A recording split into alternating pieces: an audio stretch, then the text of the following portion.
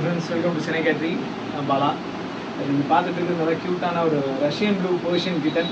நல்லா ஹெவி ஃபர் quality, vaccinated, டிவார்ம்ட் எல்லாமே பக்காவாக பண்ணியிருக்கு. வெட் செக்கிங்லேருந்து எல்லாமே முடிச்சிருக்கு. இது நம்ம இங்கே இப்போ ஒரு முகப்பேர்லேருந்து ஒரு கிளைண்ட்டுக்கு நம்ம இப்போ கிட்டன் ஹோம் டெலிவரி பண்ணி அவங்க சர்ப்ரைஸ் பண்ண போகிறோம். அந்த கிட்டனோட பேக்கிங் வீடியோஸ் தான் நீங்கள் பார்த்துட்டு இருக்கீங்க.